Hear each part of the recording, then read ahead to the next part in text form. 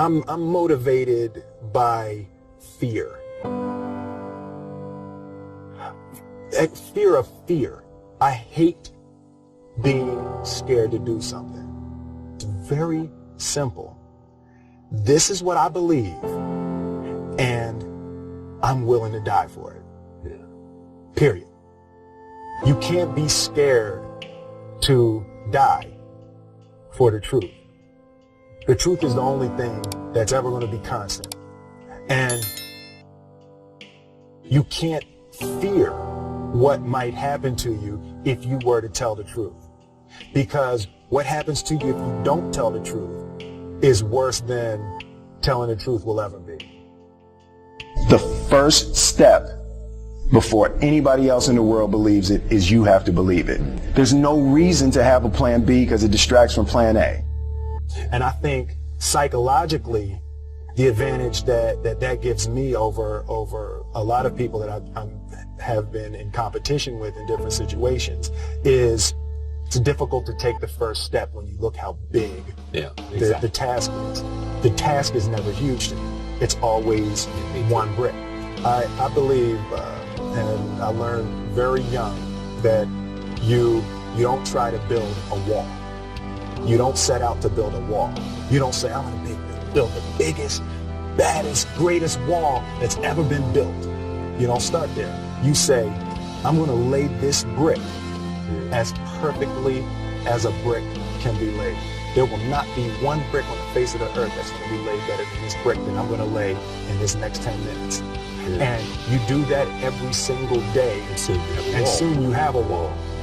I've never really viewed myself as particularly talented. Where I excel is ridiculous, sickening work ethic. You know, while the other guy's sleeping, I'm working. While the other guy's eating, I'm working. The separation of talent and skill is one of the greatest misunderstood concepts for people who are trying to excel, who have dreams, that want to do things. Talent you have naturally. Skill is only developed by hours and hours and hours of beating on your craft. I always knew that I could work hard enough. There wasn't an issue with discipline, or there wasn't an issue with the ability to sacrifice or the willingness to sacrifice.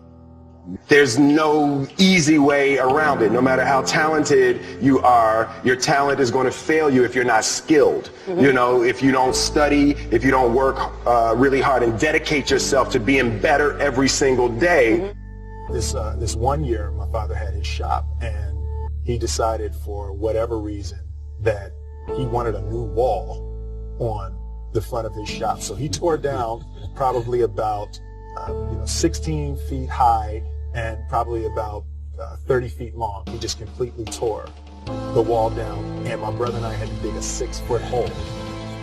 We would mix it for the foundation. We would mix in the concrete by hand. A year and a half. We were building this wall for a year and a half. Every day after school, we would come and mix in concrete, putting it in the hole, doing it, and it was just myself and my little brother. And I remember standing back, looking at that wall, saying, there's going to be a hole here forever. A year and a half later, we laid the final brick. And my father stood back with my brother and I know he planned this. He says he didn't, but I know he had been planning this and writing this for the past 2 years. But we stood back, we looked at the wall, and he looked at me and my brother and said, don't y'all never tell me that you can't do something, and walked into the shop. As a child, my parents always told me you could be whatever you want to be. You could do whatever you want to do.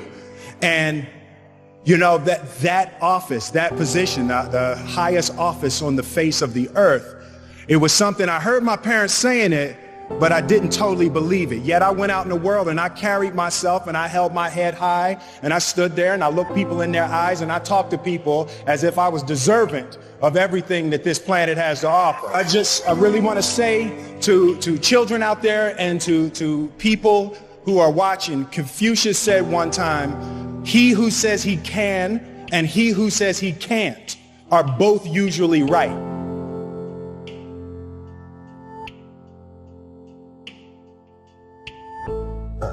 having the opportunity to study greatness.